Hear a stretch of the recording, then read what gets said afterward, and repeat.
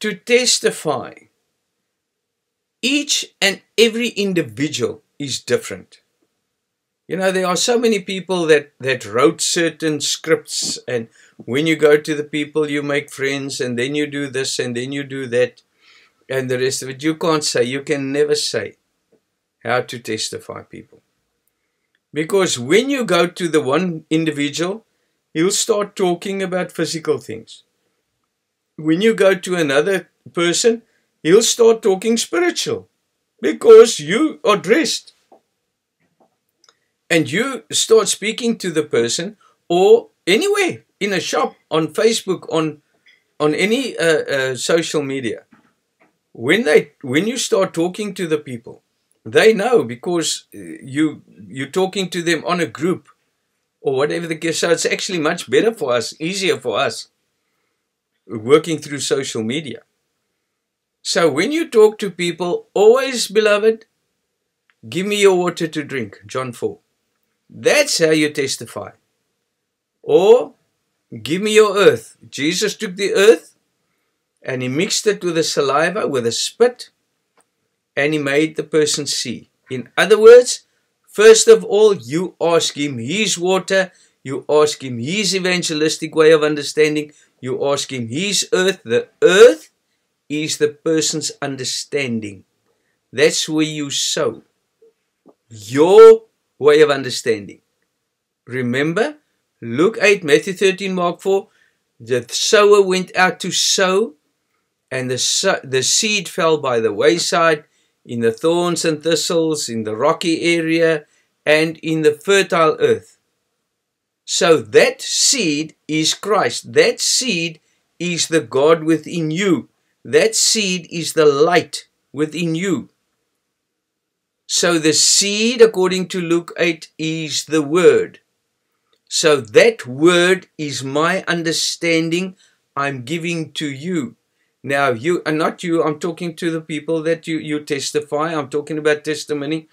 And when you give him that seed, you give him the understanding, you're giving him God, you're giving him the Holy Spirit. Now, he can take that seed and throw it wherever he wants. Whether it's going to grow, it's his decision. Because if he sows that seed, that word, if he takes it on fertile earth, it's going to grow. And he's going to come back and he's going to ask for more. And then that water will be cast upon the seed and it will start growing. Because that's also the washing of sins, all the same thing. So when you testify people, the one will put it by the wayside, the other one fertile earth, the other one there, the other one there. In other words, some will accept it, some will not.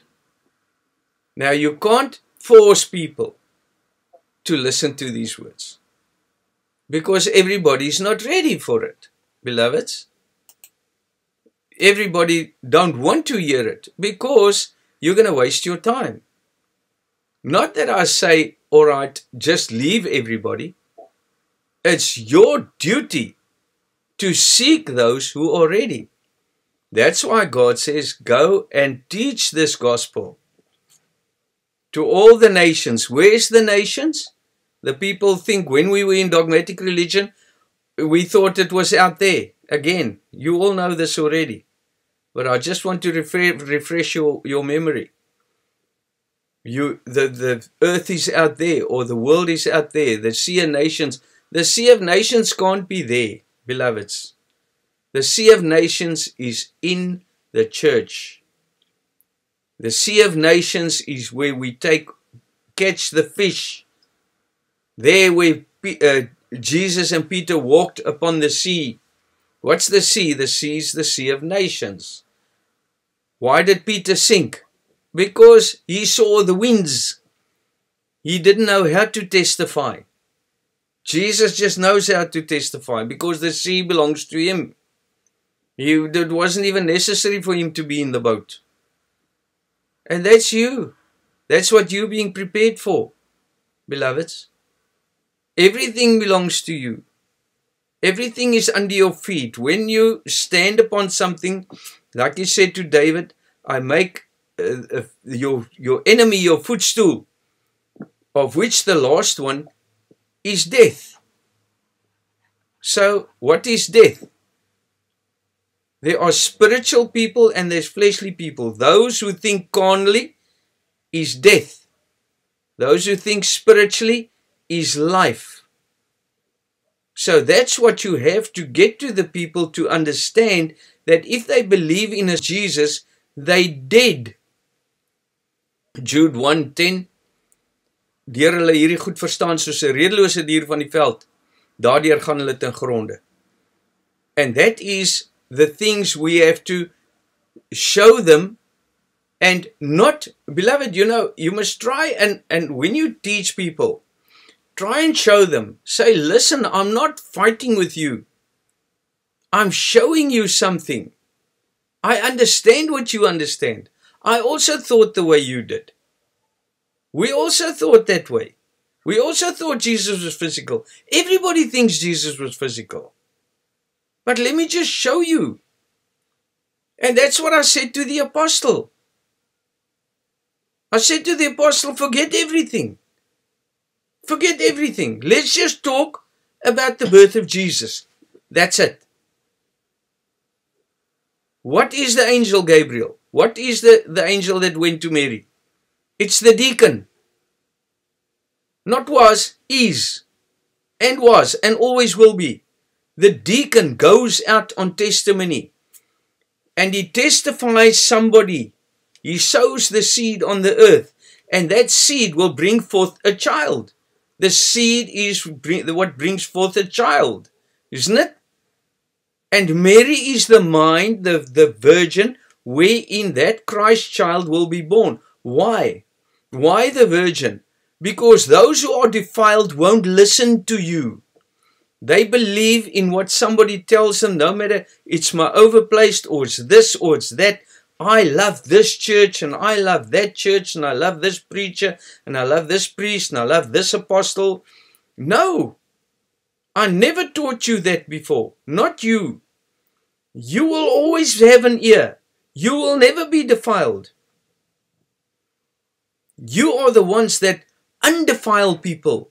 You are the ones that purify people. You are the ones that get rid of all that nonsense they believe and bring them back to become that Mary mind.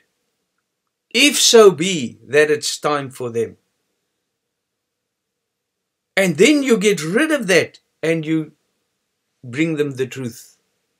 Because all the other children are all these lies about a physical Jesus and a physical Abraham and a this and a that and the rest of it. They have so many children. Now, the more children you have, the more the mother's attention is divided. If you have one child, you focus on one child. If you have two, you have to divide your attention in two. If you have 3 or 4 or 5, it's chaos. So when you have many children, you believe, okay, but that text there, and this text there, and that text there, and this religion, and this dogma, and that you can't work with that. You see? So that's why you always stay focused. Whatever somebody tells you, you bring it back to that text. Whatever somebody tells you, you bring it back. And that's why you must remain focused. When you teach people, you don't let them run away with you. If they come with 20 or 40 texts, say no. Let's start with one point. Let's start with one topic.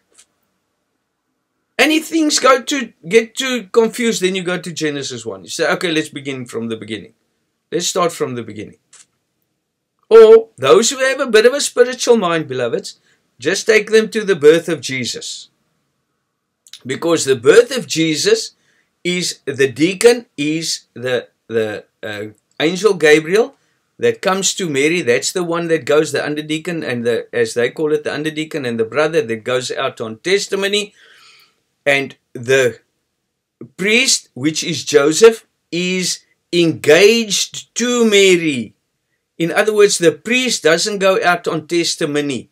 The deacon goes out on testimony with the brothers, and they will sow the seed.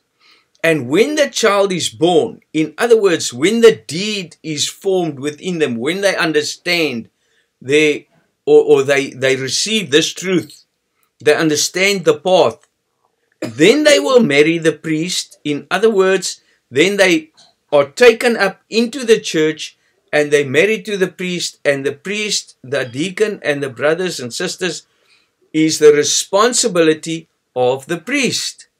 That's Joseph. Hello? How silly is this? How simple is it? If we say Jesus is a physical being, nothing in the Bible makes sense. Again, beloveds, when the first Adam, according to 1 Corinthians 15, the first Adam was earthy.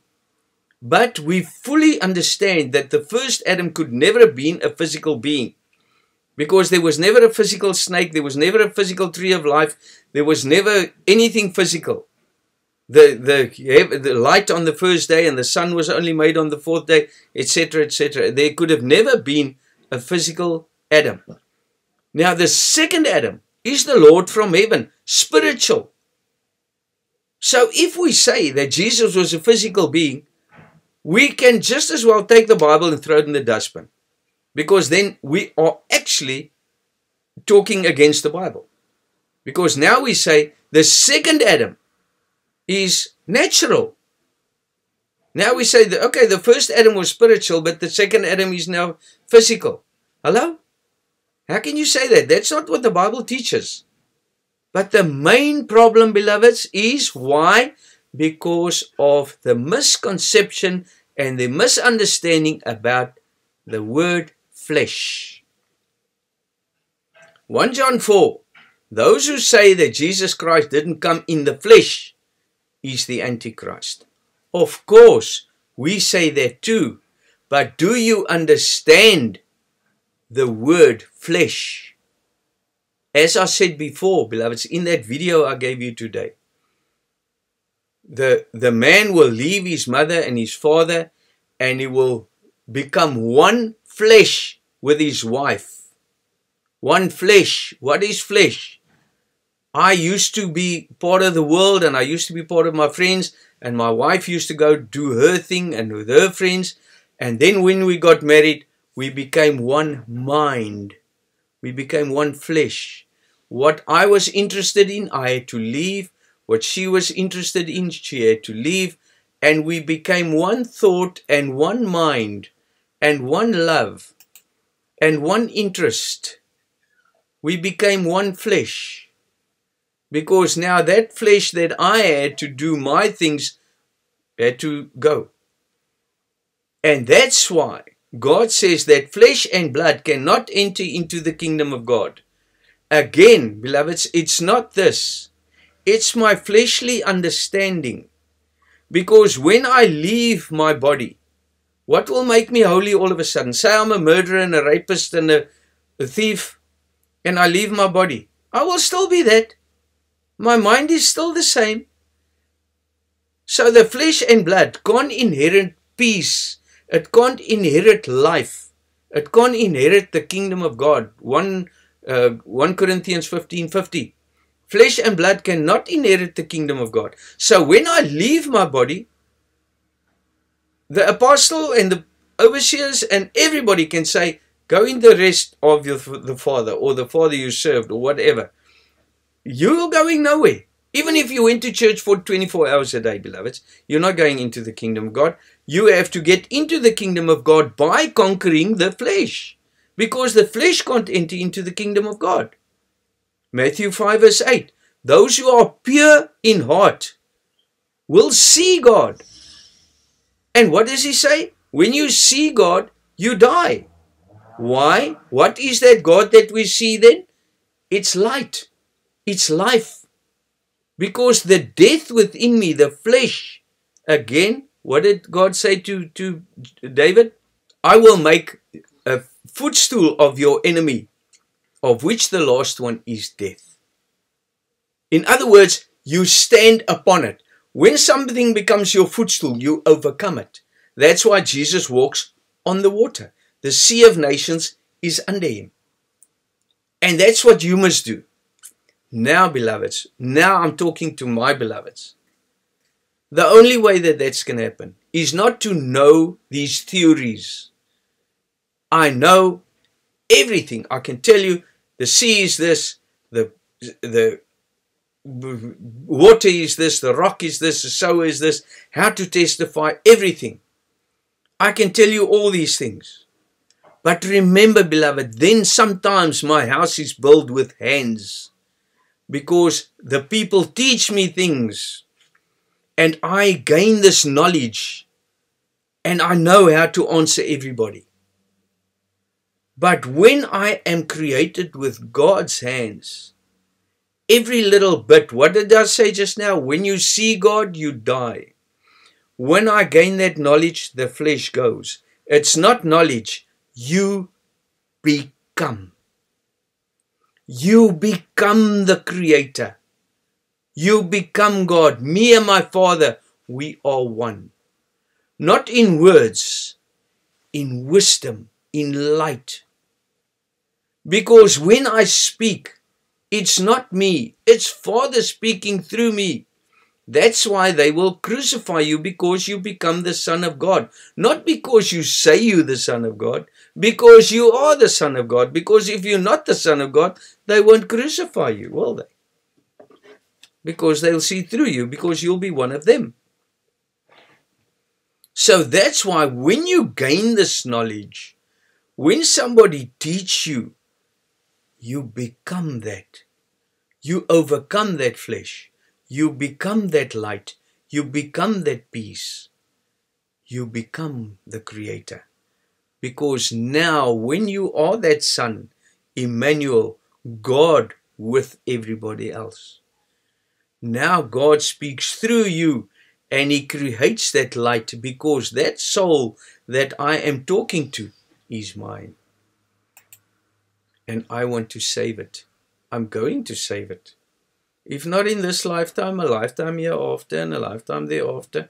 But it's all mine. It's all yours. So that's why it's so important for that light, that God, for you to become that.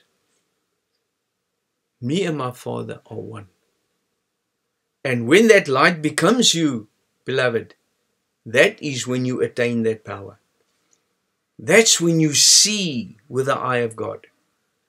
Not I'm there and God there and Jesus there. And you are now in the flesh. Jesus came in the flesh. Jesus Christ is the path which leads to God. Comes in my mind. So you will not see Jesus come, or you will see Jesus come. Those who have the eye will see Jesus come. Those who don't have the eye, exactly the same as Philip in John 14. You've been with me so long, Philip, you haven't known me. But if you love me and you love my Father and you keep my commandment, we will love you and I will manifest to you.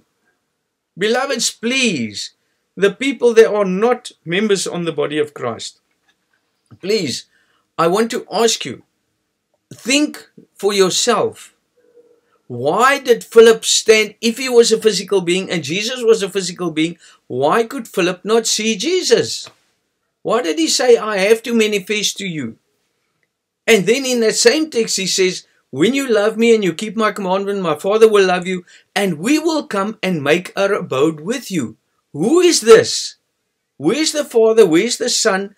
Who's going to come and make his abode with you? Where? In my house? In where? Because it's a physical Jesus now. Okay, if we think physically. Now that Jesus has to make his abode with me now. He has to move into my house. Think logical, isn't it? But if it was a physical being, which it was not, but let's not get too complicated.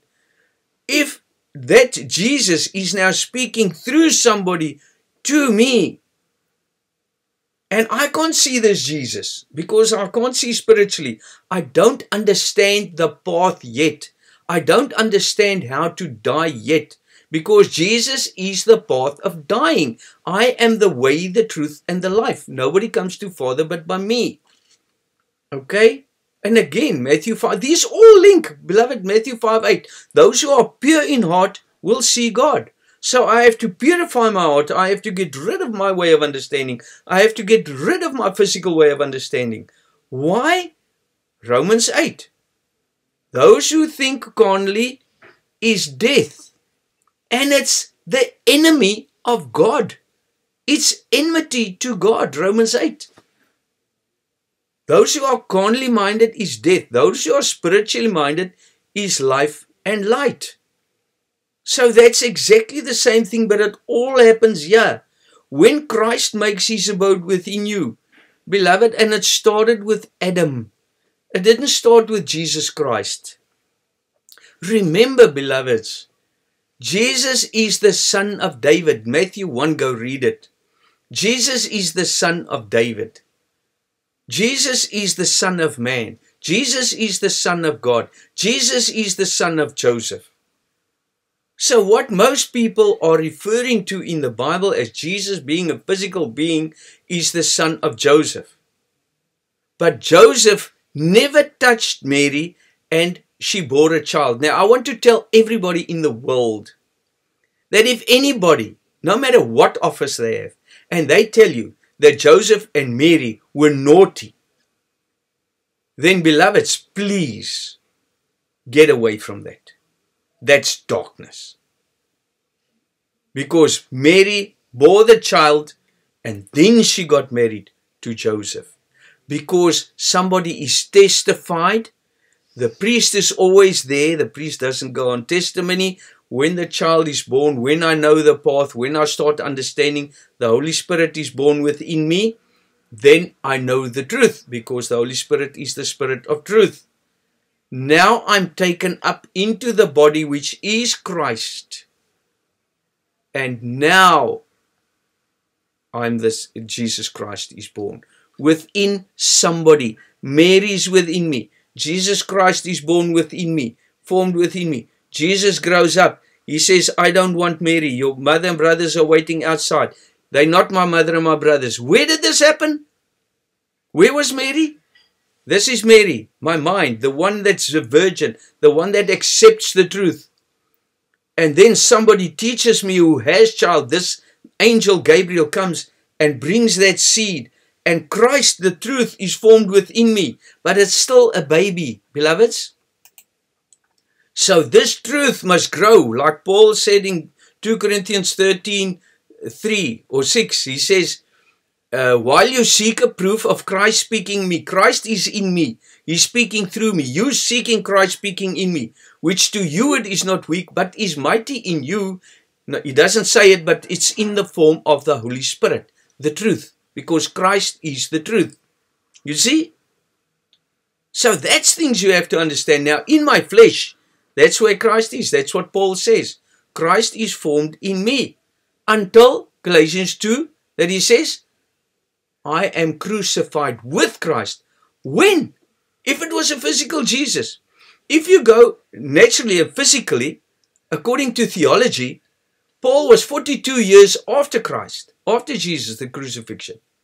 So how can he be crucified with Christ?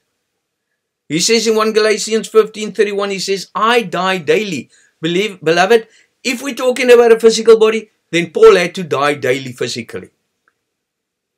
Jesus is crucified, beloved, on Golgotha. When you listen to the banned books of the Bible, Adam was buried in the center of the earth, Golgotha. I'll get that for you tomorrow. On Golgotha. And Jesus was crucified on Golgotha, where Adam was. And when Jesus was stabbed in the side, the water and the blood came out, and it gave life to Adam, and all sins were forgiven. So please, beloved, don't make the Bible a storybook. It's a spiritual path. It's a science of souls. It's the method of you to escape from this world, to become God, to become one with His path, and to understand how to die. And that's why, beloved, if you forget everything tonight, please do not forget that do not hear the words and gather knowledge. That's what they did in the wilderness when they gathered manna. You gather all these words and you want to live on it for 10 days. Every day, learn something new. Every day, die a little bit more. Because when you die, when you see God, you're going to die. Nobody can see God and live. So when you see God, you die. Why? Because the light is replacing the darkness. The spirit is replacing the flesh, my mind. God is replacing Satan within me. Because flesh is Satan. Why? That's why it can't enter into the kingdom of God, isn't it? Darkness can't enter into light, beloveds. Satan can't enter into love. Satan can't enter into the kingdom of God. So we have to think logical about these things. And that's why I say forget everything. But please remember, become. Don't gather that wisdom. Don't gather manner. Don't gather. Become. Don't make it a big duty. Just remember that I want to love God and God wants to love through me. And now I want to win souls. I want to make them part because I was given this body. Beloved, you entered from the astral, you entered into the physical body while it was forming inside your mother's womb. And God gave you this body as a gift. And 8 billion people don't understand that. Not even the people in dogmatic religion don't understand that. And even those who listen to you and understand a little bit of what you are teaching them, they will reject it because they think they know, or they're egoistic. They don't want to lay down their offices. What they are is, that's what they want to be. Don't worry about it. They don't know what's coming. You do. And very few people do actually know what happens. Because it's not something that I wish for anybody to go through, beloveds. So that's why, beloveds, just become humble.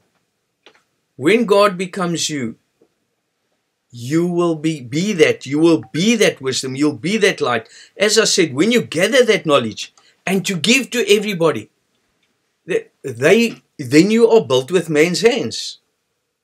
You see? Because you're building a temple with man's hands. But when this temple is built by the Spirit, when it's built by God, it will be God. Long-suffering, patience, kindness, love, all the beautiful things. And that is God.